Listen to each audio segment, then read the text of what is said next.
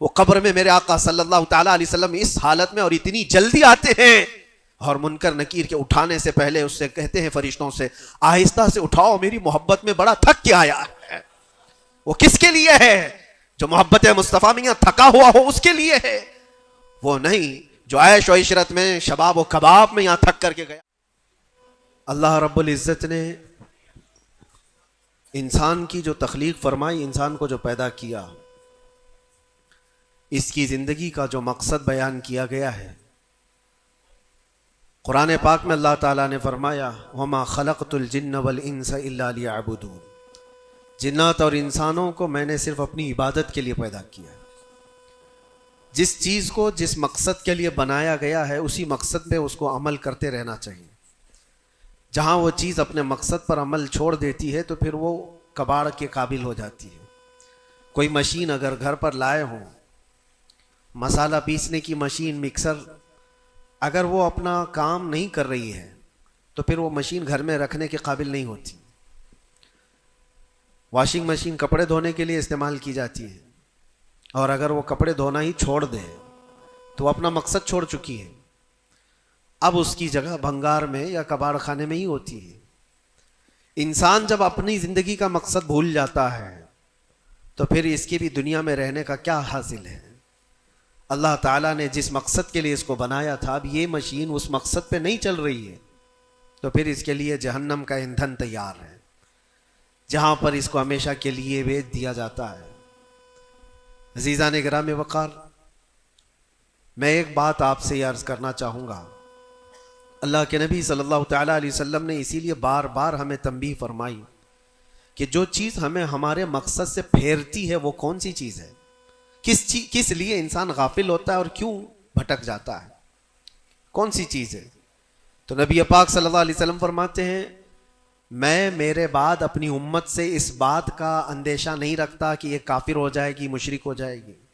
حضور فرماتے ہیں مجھے اس کا ڈر نہیں ہے کہ میری امت مشرک ہو جائے گی، کافر ہو جائے گی، لیکن اندیشہ اس بات کا ہے، ڈر اس بات کا ہے کہ تم پر دنیا پھیلا دی جائے گی اور تم دنیا سمیٹتے سمیٹتے اللہ رسول کو بھول جاؤ گے۔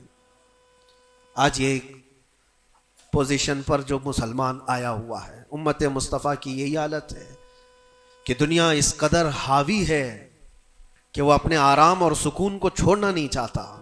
جو کمفرٹ زون میں جینے کا عادی ہو گیا ہے اسے آج مشکلات کا سامنا کرنے کی ہمت نہیں ہے۔ آج میں محسوس کرتا ہوں میرے عزیزوں، جب رسول پاک صلی اللہ تعالیٰ علیہ وسلم کی عزت کی بات پر، قرآن پر، اسلام پر، دین پر اور اللہ کی ذات پر حملے ہوں تو لوگ آئیں کائیں کرتے رہتے ہیں، ابھی اپنے دائیں بائیں دیکھتے رہتے ہیں کہ میری سیفٹی کتنی ہے، میری سیکیورٹی کتنی ہے۔ چھوٹے سے لے کر بڑا آدمی ہر ایک یہ سوچتا ہے کہ خواہ اس مسل میں اپنا سر کیوں رکھنا، کیوں اپنی جان کو جوخم میں ڈالنا ہے، میرے بھی بیوی بچے ہیں اور سب مشکل میں پڑ جائیں گے۔ یہی دنیا میں کمفرٹ زون میں جینے کی خواہش اس کو بزدل بنا دیتی ہے اور اپنے راستے سے اسے ہٹا دیتی ہے۔ کبھی کبھار یہ بھی تو سوچا ہوتا کہ بیوی بچے اور گھر بار اور جائیداد اور بزنس صرف ہمارے نہیں، صحابہ کے بھی تھے جو رسول پاک صلی اللہ تعالیٰ علیہ وسلم کے سچے غلام ہیں، ان کی بھی جائیدادیں تھیں، ان کے بھی مال و اولاد تھے، ان کی بھی بیوی بچے، لیکن کبھی عظمت مصطفیٰ اور دامن مصطفیٰ کے بیچ دنیا کی کسی چیز کو انہوں نے کبھی آنے نہیں دیا ہے۔ ہم ساری چیزوں کو پہلے مقدم رکھتے ہیں کہ کیا ہوگا۔ میرے عزیزوں، ایک صحابی رسول کی بات اگر عرض کروں، ابو دحدہ، ایسے مالدار صحابی تھے جن کا باغیچہ پورے مدینے میں سب سے قیمتی باغیچہ تھا، سب سے قیمتی باغیچہ تھا، اور ان کے باغیچے کی کھجوریں سب سے مہنگی کھجوریں۔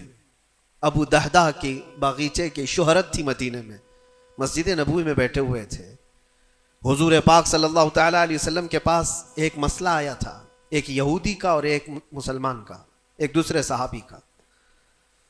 اس یہودی کے اور مسلمان صحابی کے درمیان جو مسئلہ وہ تھا ایک درخت کو لے کر کے، کھجور کی درخت وہ یہودی کے آنگن میں تھا جس کی کھجوریں اس صحابی کے گھر پہ گر جاتی تھی۔ انہوں نے خریدنے کے لیے کہا، وہ دینے کو راضی نہیں تھا. یا اس طرح کا ایک مسئلہ اور بھی ہے. اللہ کے نبی صلی اللہ تعالی علیہ وسلم نے رغبت دلائی، کوئی ہے جو یہ ایک درخت خرید کر کے میرے اس صحابی کو دے دے، اسے میں جنت کا باغیچہ دوں گا. تو اس وقت ابو دہدہ کھڑے ہوئے، کہا یا رسول اللہ صلی اللہ تعالی علیہ وسلم، میں سودا کروں گا اس یہودی سے. ایک ہی درخت تھا اس کے آنگن میں. اس سے کہا کہ کتنے میں تو یہ درخت بیچے گا؟ میرے نبی کی بات ہے، حضور کا فرمان ہے، میں خریدوں گا. اس نے کہا میں بیچنا نہیں چاہتا اس کی قیمت، کیونکہ اسے پتا تھا ان کی کمزوری ہے. ابو دہدہ نے کہا کیا تجھے پتا ہے مدینے، اوالی مدینے میں ابو دہدہ کا باغیچہ؟ کہا اس کو کون نہیں سنا ہے، مدینے کا ہر بچہ جانتا ابو دہدہ کے باغیچے کی شہرت. کہا اگر میں وہ باغیچہ اس درخت کے بدلے دے دوں تو کیا تو یہ درخت مجھے دے گا؟ اس نے کہا یہودی نے پاگل ہو گئے ہو، کیا بات کر رہے ہو، ایک درخت کے بدلے وہ اتنا قیمتی باغیچہ جس کی کھجوریں پورے مدینے میں مشہور ہو. ابو دہدہ نے کہا اس باغیچے سے زیادہ قیمتی میرے مصطفیٰ کا فرمان ہے، میرے لیے نبی پاک کی عزت اور ان کی حرمت اس سے کئی زیادہ بڑھ کر کے ہے. اس یہودی نے کہا کون نہ کہے گا سودا، اگر تم صحیح میں مجھ سے مذاق نہیں کر رہے ہو تو ابھی میں یہ درخت دیا اور باغیچہ دو. ابو دہدہ نے کہا تو نے ابھی دیا، میں نے بھی یہیں سے دے دیا، باغیچہ بیچ دیا اور ساری چیزیں یہیں پر طے کر کے اپنے باغیچے پر آتے ہیں. باہر دروازے پر کھڑے ہیں باغیچے کے پھاٹک پر، ان کی بیوی ان کی بچے، گھر اندر بنا ہوا ہے باغیچے کے اندر جو ٹھنڈی حاصل کرنے کے لیے خوش نما، باغیچے کے اندر خوش نما محل بنا ہوا ہے. دروازے کے باہر سے ابو دہدہ پکارتے ہیں یا ام دہدہ، اپنی بیوی کو باہر آ جاؤ، باہر آ جاؤ اپنے بچوں کو لے کر. بیوی نے کہا اتنی جلدی کیوں اس طرح سے بلا رہے ہو، کیا بات ہے، کیوں چیخ رہے ہو؟ ابو دہدہ نے کہا یہ باغیچہ بک گیا ہے، اب ہمارا نہیں ہے، باہر آ جاؤ. عورتیں کبھی کسی چیز کو دینے دیتی ہیں؟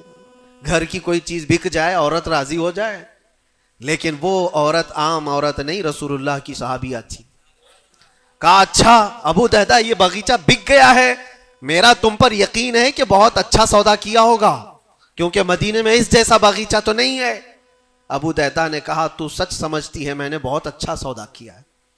باہر آئی، یہ اندر نہیں گئے، اپنے بچے اور اپنی عورت کو لے کر باہر نکلے. ابو دہدہ سے پوچھتی ہے خاتون نے کتنے میں سودا کیا ہے، کتنے میں سودا کیا ہے؟ کہا بس وہ ایک درخت کے بدلے جو یہودی کے آنگن میں ہے میں نے یہ باغیچہ پورا اس کو دے دیا.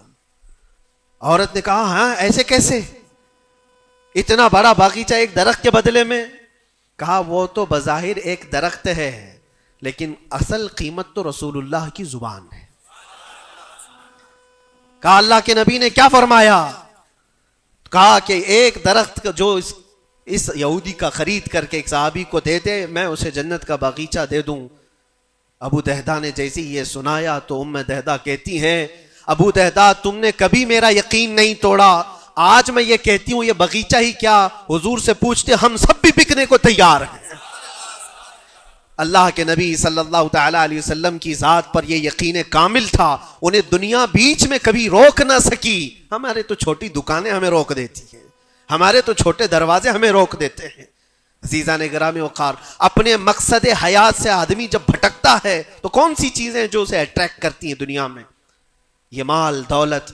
مجھے وہ بات یاد آتی ہے صدیق اکبر رضی اللہ تعالیٰ عنہ حضور پاک صلی اللہ علیہ وسلم کے ساتھ بیٹھے ہیں. حضور پاک صلی اللہ تعالیٰ علیہ وسلم کے ہاتھ میں ایک پیالہ ہے جس میں شہد ہے، آپ اس کو نوش فرمانا چاہتے ہیں، منہ کے قریب لے گئے، اچانک آپ نے واپس رکھ دیا اور کسی چیز کو دھکا دے کر کے ہٹانے لگے جیسے کوئی مکھیوں کو بھگاتا ہے، جبکہ نبی پاک صلی اللہ علیہ وسلم کے جسم کے قریب کبھی کوئی مکھی نہیں آتی، لیکن اندیکھی چیز کو آپ ہٹا رہے تھے. پھر تھوڑی دیر کے بعد پیالے کو اٹھایا، پھر تھوڑی دیر منہ کے قریب جاتے ہی واپس رکھ دیا، پھر کسی چیز کو دھکا دے کر نکال رہے تھے. تیسری مرتبہ پیالہ اٹھایا تو صحابہ نے دیکھا آپ کی آنکھوں سے آنسو روا ہیں، حضور پاک صلی اللہ تعالیٰ علیہ وسلم کیا اشک بہ رہے ہیں. تو صحابہ نے پوچھا یہ کیا معاملہ ہے؟ حضور اکرم صلی اللہ تعالیٰ علیہ وسلم فرماتے پہلی بار جب میں نے شہد کا پیالہ اٹھایا تو دنیا میرے پاس سج سنور کر کے آئی، تیار ہو کر آئی، اور کہا اے اللہ کے نبی میرا حسن و جمال آپ قبول کر لیں، ہر طرح کے حسینائیں آپ کے قدموں میں لا کر رکھ دوں گی، ہر طرح کا حسن آپ کے قدموں میں لا کر رکھ دوں گی۔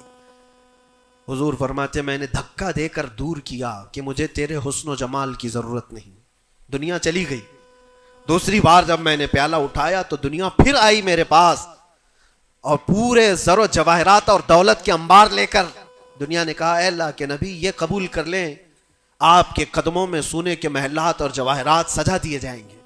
حضور پاک صلی اللہ علیہ وسلم فرماتے میں نے اس کو بھی دھکا دے کر دور کیا، نہ تیرے حسن و جمال کی طرف میں رغبت کروں گا، نہ تیرے دولت و مال کی طرف، مجھے اس کی بھی حاجت نہیں۔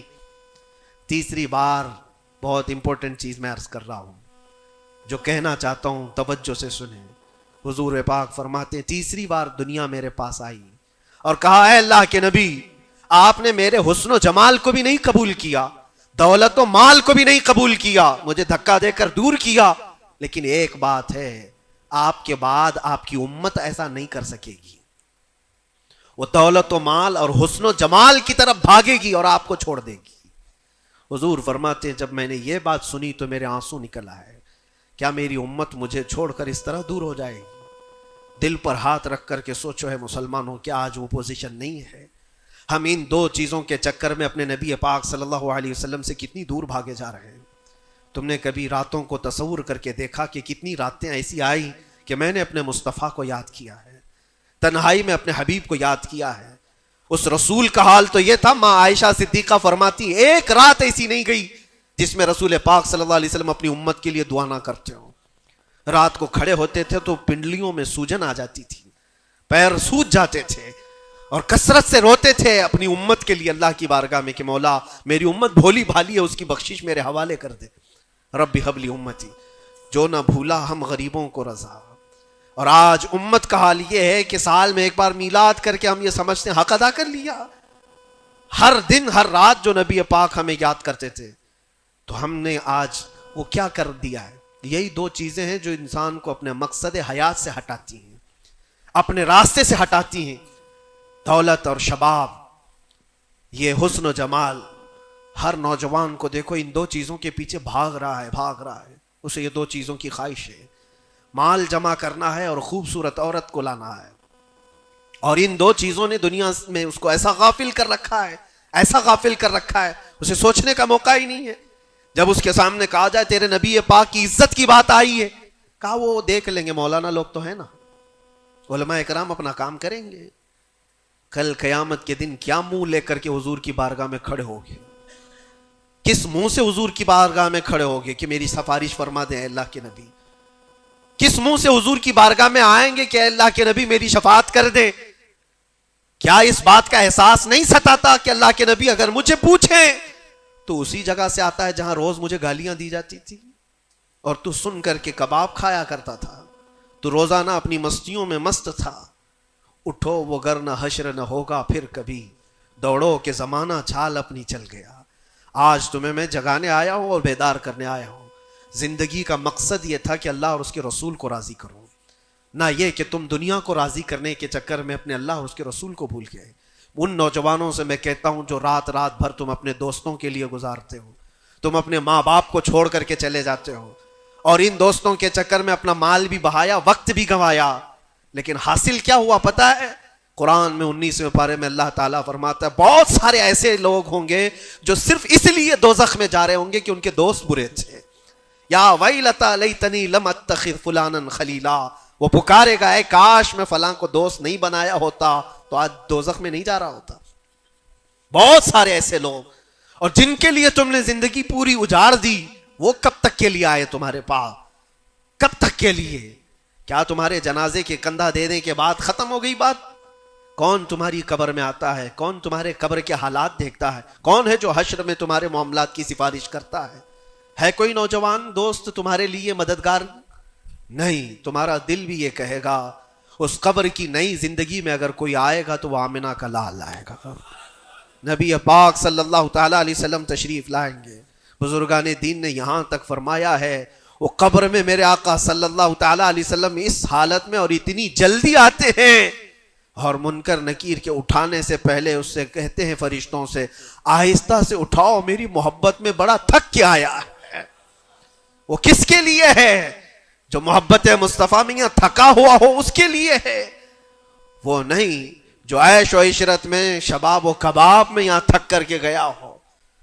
وہاں پر بھی بزرگوں نے فرمایا قبر میں حضور پاک صلی اللہ تعالی علیہ وسلم کچھ لوگوں کی، کچھ مومنین کی قبر میں ایسے بھی حالات ہوں گے کہ جب فرشتے اس کو اٹھا کر جھنجھوڑ کر پوچھ رہے ہوں گے بتا ان کے بارے میں کیا کہتا تھا دنیا میں، حضور اپنا چہرہ پھیر لیں گے۔ حضور فرماتے ہیں خبردار میری طرف مت دیکھنا، اس لیے کہ دنیا میں تجھے میرا چہرہ پسند نہیں تھا، جس کو پسند کرتا تھا اس کو آج بلا لے۔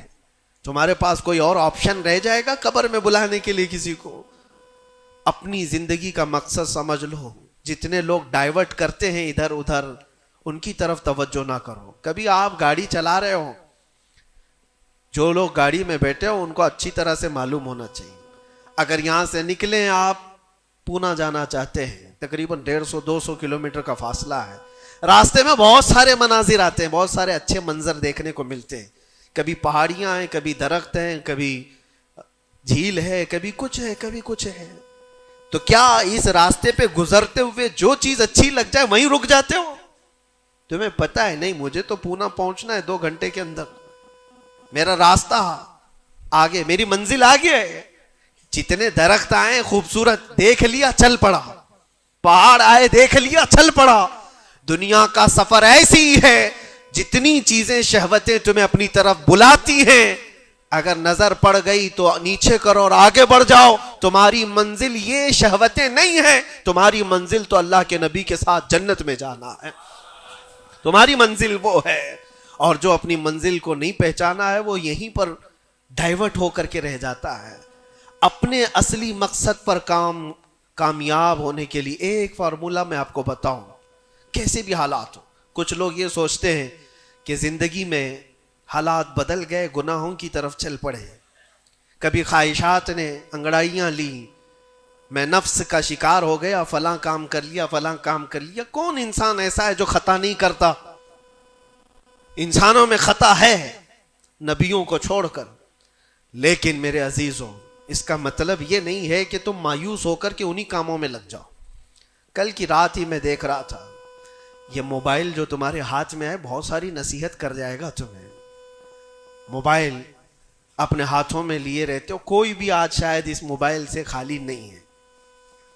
آپ کو پتا ہے اس موبائل کا اصلی مقصد کیا ہے؟ کیوں بنایا گیا اس کو؟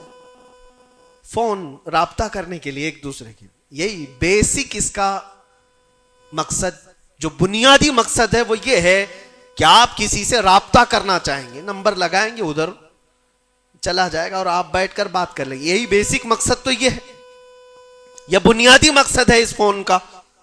میں یہی سوچ رہا تھا، یہ فون آج بھی اتنا عقل مند ہے، یہ اپنے بیسک مقصد کو جانتا ہے، لیکن دنیا میں ترقیات کے آتے آتے اس میں بہت ساری چیزیں ایڈ ہو گئیں۔ موبائل کے اندر پھر کیلکولیٹر بھی آ گیا، موبائل کے اندر پھر فوٹو لینے کا کیمرہ بھی آ گیا، ویڈیو بھی آ گئے، اب اس کے بعد چلتے چلتے اب تو سوشل میڈیا پورا آ گیا۔ اب سوشل میڈیا کی سائٹس بھی آپ کنٹینیو کھول کر کے بیٹھے رہتے۔ ایک بات مجھے بتانا، سب جانتے ہیں، آپ فیس بک دیکھ رہے ہو، انسٹاگرام دیکھ رہے ہو، واٹس ایپ کھولے ہوئے ہو، یا یوٹیوب میں کوئی ویڈیو بھی دیکھ رہے ہو، کچھ بھی کر رہے ہو، لیکن اگر کسی دوست نے آپ کے فون لگایا تو یہ ساری چیزیں بند کرتا ہے اور پہلے گھنٹی بجا کر بتاتا ہے تمہارا فون آیا ہے۔ موبائل اپنے کام پہ ہے، اس کا اپنا بنیادی مقصد وہ چھوڑا نہیں ہے، اس میں بہت ساری چیزیں ایڈ ہو گئی، اور شاید چاہے جتنی بھی ایڈ ہوں لیکن فون آنا جانا یہ کبھی بند نہیں کرے گا۔ جو انکمنگ ہے، فون کسی نے لگایا ہے تو یہ تمہیں بتا دے گا، الارم ہوتا ہے، ایسا نہیں ہے آپ کی ویڈیو چل رہی ہو، یوٹیوب چل رہا ہے، کچھ بھی چل رہا ہو، فون اگر آیا تو وہ چیز روک دے گا اور پھر فون کا الارم تمہیں بتائے گا۔ یہ اپنے بنیادی مقصد پر چل رہا ہے۔ تمہاری زندگی میں چاہے جتنی بھی چیزیں ایڈ ہو جائیں، جس وقت اذان ہو جائے تمہیں سمجھ جانا چاہیے میرا مولا بلا رہا ہے۔ میرے اصلی مقصد کے لیے میں جو دنیا میں ہوں وہ اللہ کی عبادت کے لیے ہے. میرے رب کا فرمان، میرے رب کا اعلان آ چکا ہے. چھوڑو ساری چیزیں، جتنی بھی چیزیں ایڈ ہو جائیں اس چیز کو روکنا. اچھا، اور دوسری ایک چیز یہ بھی ہے اس موبائل کی، میں محسوس کر رہا تھا یہ بہت اچھا ہے بیچارہ، یہ موبائل اپنے مقصد پر کامیاب ہے اس لیے کہ اس کو کبھی کسی کے ہاتھ میں دو تو ہی گندا بنتا ہے. جب تک اس کو کوئی چلاتا نہیں ہے، تم چلاؤ گے، اندر گھسو گے، بہت ساری چیزوں میں داخل ہوتے رہو گے، پتہ نہیں کیا کیا کھولتے رہو گے، وہ سب چیزیں وہ کرتا چلا جائے گا. لیکن اس کو کہیں بستر پر پٹک کر کے چھوڑ دو، وہ کبھی گندگی نہیں کرتا. خود سے ایسے نہیں ہے کہ وہ ویڈیو کھول کے چالو ہو جائے گا. وہ موبائل خود سے کسی کو ویڈیو نہیں دکھاتا، خود سے کسی کو فوٹو نہیں دکھاتا، لیکن اس کو بستر پر ایسی پڑے رکھے رہو، وہ دوسری گندی چیزیں تو نہیں دکھائے گا جب تک تم ٹچ نہیں کرو گے، لیکن وہاں پڑے رہنے کے وقت بھی فون کسی کا آیا تب بھی بچ کے دکھائے گا. پتہ یہ چلتا ہے اس سے کہ دوسروں کے ہاتھ میں جاتا ہے اور کوئی دوسرا چلاتا ہے تب یہ بے حیائی دکھاتا ہے. تم اس بات کی اپنے آپ کی ذمہ داری لے لو، تم کسی کے ہاتھ کا کھلونا نہ بنو. دوست تمہارے ساتھ کھیلیں گے اور دنیا تمہارے ساتھ کھیلے گی. عیش و عشرت کی تمہاری خواہشات یہ سب دنیا ڈالتی ہے. اگر یہ ساری دنیا سے ہٹا کر اپنے آپ کو اللہ اس کے رسول کے سپرد کرو، دیکھو کبھی تمہاری زندگی میں تمہارے جسم سے بے حیائیاں نہیں آ سکتی، نہیں آئیں گی. یہ جسم اللہ، اس جسم کا مالک کون ہے؟ اللہ ہے. اور ہماری گردنوں کی اوپر اگر کسی کا حکم ہے تو وہ رسول اللہ کا ہے. اگر زندگی میں تم نے یہ طے کر لیا میں اللہ کا بندہ ہوں، اللہ نے مجھے بنایا ہے، میری گردن اللہ کے نبی کی عزت کے لیے ہے، سپرد کر دیا اپنے آپ کو، تو بے حیائیاں تمہارے اندر نہیں آئیں گی. ہاں ہوتا یہ ہے کہ تم نے اپنے آپ کو دوسروں کے سامنے پیش کیا ہے، دوستوں کے سامنے. ارے کس کو تم جان جان کہتے رہتے ہو، تو میری جان ہے، میں تیری جان ہوں. پتہ نہیں کتنوں کو جان کہا ہے اور کوئی جان کسی کے کام کی نہیں ہے، کسی کے کام کی نہیں ہے. لیکن ایک بار جن صحابہ نے کہا فدا کا بھی وہ امی یا رسول اللہ، اے اللہ کے رسول میرے ماں باپ آپ پر قربان، میری جان آپ پر قربان. یہاں دوست کو یا بیوی کو یا محبوبہ کو جان کہا تو بدلے میں اس نے پھوٹی کوڑی بھی نہیں دی ہے. زندگی میں سوائے دکھ اور غم کے کچھ نہیں ملا جان سے. لیکن مصطفیٰ کریم کو جس نے یہ کہا میری جان آپ کے حوالے ہے، اللہ کے نبی نے ان کو ذرے سے اٹھا کر کے آسمان کا تارا بنا دیا. ایک عرب نے آدمی کا بول بالا کر دیا، خاک کے ذروں کو ہمدوش سریا کر دیا. خود نہ تھے جو راہ پر اوروں کے ہادی بن گئے، کیا نظر تھی جس نے مردوں کو مسیحا کر دیا. نبی پاک صلی اللہ تعالیٰ علیہ وسلم کے حوالے اپنے آپ کو کر کے تو دیکھو، پھر تمہیں کہاں سے کہاں پہنچایا جائے گا. آج دنیا مجھے پہچانتی ہے تو میرے باپ کے نام سے نہیں، عظمت مصطفیٰ کے نام سے پہچانتی ہے، قدم مصطفیٰ کی برکت سے پہچانتی ہے. ہم کو اگر کسی نے اٹھایا ہے تو کسی کے باپ نے نہیں، کسی نیتا نے نہیں. میرا تعلق کسی سیاسی پارٹی سے نہیں ہے. میری آج عزت کوئی کرتا ہے تو اس لیے نہیں ہے کہ یہ سیاسی کوئی عہدہ رکھتا ہے، صرف اس لیے عزت کی جاتی ہے کہ نبی پاک کی عزت پر بات آتی ہے تو یہ اپنی آواز کو تو اٹھاتا ہے.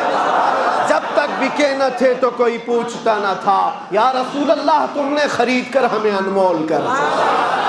اللہ کریم ہم سب کو اپنے مقصد حیات پر چلنے کی توفیق عطا فرمائے، ہماری زندگی کو با مقصد اور با عمل بنانا ہے. اللہ کریم کی بارگاہ میں دعا ہے کہ مولا مرنے سے پہلے وہ دن ہمیں دکھا، آنکھیں بند ہونے سے پہلے ایک بار اس حسین جمال جہاں آرا کی زیارت ہمیں نصیب فرما. وآخر دعوانا الحمدللہ رب العالمین. السلام.